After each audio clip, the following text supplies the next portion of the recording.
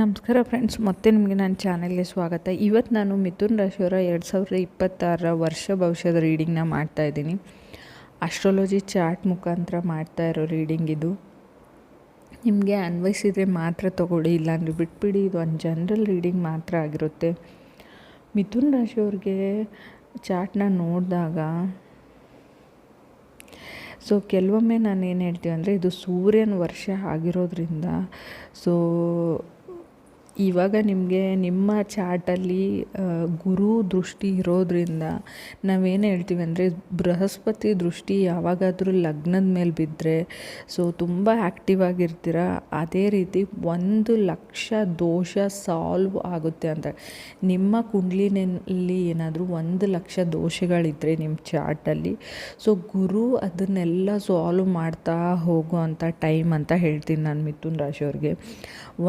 ಕಳೆದ ವರ್ಷ may be ನಿಮ್ಗೆ ಗೊತ್ತಿಲ್ಲದೇನೋ ಯಾರಿಗಾದ್ರೂ ನೀವು ಮೋಸ ಮಾಡಿರ್ಬೋದು, ಹರ್ಟ್ ಮಾಡಿರ್ಬೋದು. ಎಲ್ಲರೂ ಆ ಥರ ಮಾಡಿದ್ದೀರಾ ಅಂತ ಹೇಳ್ತಾ ಇದ್ದಿಲ್ಲ, ತಪ್ಪಾಗಿ ಅಂದ್ಕೋಬೇಡಿ ನೀವು. ಕೆಲವ್ರಿಗದು ಅನ್ವಯಿಸುತ್ತೆ. ಈ ವರ್ಷ ಖಂಡಿತವಾಗ್ಲೂ ಆ ತಪ್ಪುಗಳನ್ನೆಲ್ಲ ಸರಿ ಮಾಡ್ಕೊಳ್ಳೋ ಅಂಥ ಟೈಮ್. ಇನ್ ಕೇಸ್ ಆ ತಪ್ಪನ್ನ ಸರಿ ಮಾಡೋಕ್ಕಾಗಿಲ್ಲ ಅಂದರೂ ಕೂಡ ಆ ವ್ಯಕ್ತಿಗೆ ಹೋಗಿ ನೀವು ಅಪೋಲಜಿ ಅಥವಾ ಸಾರಿನ ಕೇಳ್ಬೋದು. ಅವ್ರಿಗೆ ನೀವೇನಾದರೂ ತುಂಬಾ ಹರ್ಟ್ ಮಾಡಿದ್ದೀರಿ ಅಂತ ಅನಿಸಿದರೆ. ಇಲ್ಲ, ನಾನು ಈ ವರ್ಷ ಹೇಗೂ ಚೆನ್ನಾಗಿದೆ, ಕೇಳಿಲ್ಲ ಅಂದರೆ ನಡೆಯುತ್ತಾ ಅಂತ ಕೇಳ್ಬೋದು. This is the time of honesty ಅಂತ ಹೇಳ್ತೀವಿ. ಈ ವರ್ಷ ಖಂಡಿತವಾಗ್ಲೂ ನೀವು ಆನೆಸ್ಟಾಗೇ ಇರಬೇಕಾಗುತ್ತೆ. ಕೆರಿಯರ್ ತುಂಬ ಸ್ಟ್ರಾಂಗ್ ಆಗೋ ಟೈಮ್ ಅಂತ ಹೇಳ್ತೀವಿ. ಶನಿ ನಮಗೆ ಯಾವಾಗಲೂ ಕರ್ಮದ ಫಲ ಕೊಡ್ತಾನೆ. ನೀವು ಒಳ್ಳೆ ಕರ್ಮ ಮಾಡಿದರೆ ಖಂಡಿತವಾಗ್ಲೂ ನಿಮಗೆ ಒಳ್ಳೆಯದಾಗುತ್ತೆ, ಇಲ್ಲಾಂದರೆ ಖಂಡಿತವಾಗ್ಲೂ ನೆಗೆಟಿವ್ ಆಗುತ್ತೆ. ಚೆನ್ನಾಗಿದೆ ಅಂದರೆ ಎಲ್ರಿಗೂ ಚೆನ್ನಾಗಿದೆ ಅಂತ ಅರ್ಥ ಅಲ್ಲ. ಶನಿ ಯಾವಾಗಲೂ ನಿಮಗೆ ಕೊಡೋಕೆ ಬಂದರೆ ಖಂಡಿತವಾಗ್ಲೂ ಈ ವರ್ಷ ಸ್ಪೆಷಲಿ ಮಿಥುನ್ ರಾಶಿಯವ್ರು ನೀವೇನು ಇನ್ನೂ ಯೋಚನೆ ಮಾಡ್ತಾ ಇರ್ತೀರ, ಅದು ನಿಮ್ಮ ಡ್ರೀಮ್ಸ್ ಕಮ್ಸ್ನು ನಿಮ್ಮ ತಲೆಯಲ್ಲಿರೋದು ನಿಮ್ಮ ಎದುರುಗಡೆ ಇರುತ್ತೆ ಅಂತ ನಾನು ಹೇಳ್ತೀನಿ. ತುಂಬ ಫಾರಿನ್ ಲ್ಯಾಂಡಲ್ಲಿ ಸೆಟ್ಲ್ ಆಗೋ ಯೋಗ ಇದೆ, ಟ್ರಿಪ್ಸ್ಗೆ ಹೋಗೋ ಯೋಗ ಇದೆ, ಮದುವೆ ಆಗಿ ಸೆಟ್ಲ್ ಆಗ್ಬೋದು ಅಂತ ಹೇಳ್ತೀವಿ. ಕೆಲವ್ರಿಗೆ ನಾನು ಹೊಸ ಮನೆ ತೊಗೊಳ್ಬೋದು ಶನಿಯಿಂದ ಅಂತ ಹೇಳ್ತೀನಿ ನಾನು. 10ನೇ ದೃಷ್ಟಿ ಬೀಳೋದ್ರಿಂದ ಹೆಲ್ತ್ ಮತ್ತು ವರ್ಕ್ ವಿಚಾರದಲ್ಲಿ ಸ್ವಲ್ಪ ಕೇರ್ಫುಲ್ ಆಗಿರಬೇಕು. ಕೇತು 3ನೇ ಮನೆಯಲ್ಲಿರೋದ್ರಿಂದ, specially Rahu and Ketu disturbance ತರ್ಬೋದು ಲೈಫಲ್ಲಿ ಅಂತ ಹೇಳ್ತೀವಿ. ತುಂಬ ದೂರದ ಟ್ರಿಪ್, ದೂರದ ಯಾತ್ರೆಗಳನ್ನ ಮಾಡಬೇಡಿ ಅಂತ ನಾನು ಹೇಳ್ತೀನಿ. ಆದಷ್ಟು ಮನೆಯಲ್ಲಿರೋಕ್ಕೆ ಟ್ರೈ ಮಾಡಿ, ಟ್ರಾವ್ಲಿಂಗ್ನ ಅವಾಯ್ಡ್ ಮಾಡಿ ಅಂತ ಹೇಳ್ತೀನಿ ನಾನು.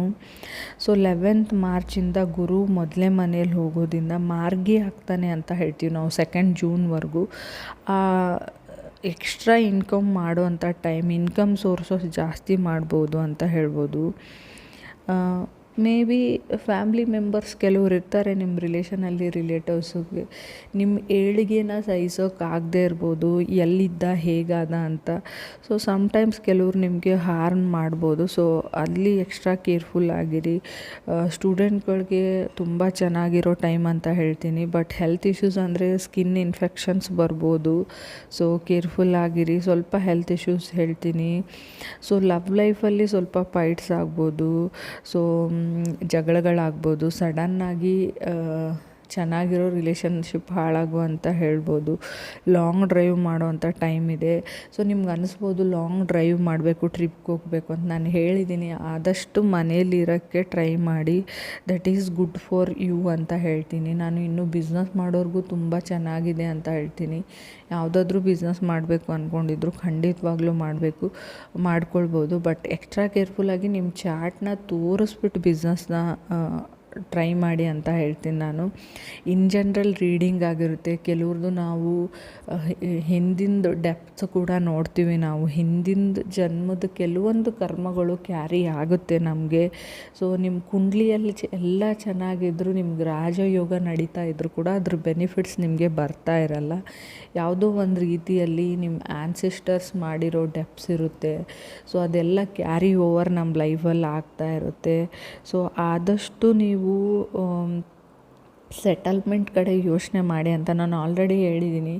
ನಿಮಗೆ ತಿಳಿದೋ ಯಾರಿಗಾದ್ರೂ ನೀವು ಮೋಸ ಮಾಡಿದರೆ, ತೊಂದರೆ ಮಾಡಿದರೆ ಲಾಸ್ಟ್ ಇಯರಲ್ಲಿ ಸೆಟಲ್ಮೆಂಟ್ ಮಾಡ್ಕೊಳ್ಳಿ ಅಂತ ಹೇಳ್ತೀನಿ. ಒಂದು ರೇಂಜಲ್ಲಿ ಅವ್ರಿಗೆ ಹಣ ಕೊಡಬೇಕು. ಲೀಗಲ್ ಮ್ಯಾಟರ್ಸ್ ಆಗಿರಲಿ, ಪ್ರಾಪರ್ಟಿ ಇಶ್ಯೂಸ್ ಆಗಿರಲಿ, ಏನಾದರೂ ಆಗಿರಿ, ಇಲ್ಲ ನೀವೇ ಕರೆಕ್ಟಾಗಿರೋ ಸ್ಥಾನದಲ್ಲಿ ಇದ್ದರೂ ಕೂಡ ನೀವು ಸ್ವಲ್ಪ ಹಣವಂತರಾಗಿದ್ದರೆ ದುಡ್ಡು ಕೊಡಿ ಅಂತ ನಾನು ಹೇಳ್ತೀನಿ. ಸೆಟಲ್ಮೆಂಟ್ ಮಾಡ್ಕೊಳ್ಳಿ. Thank you.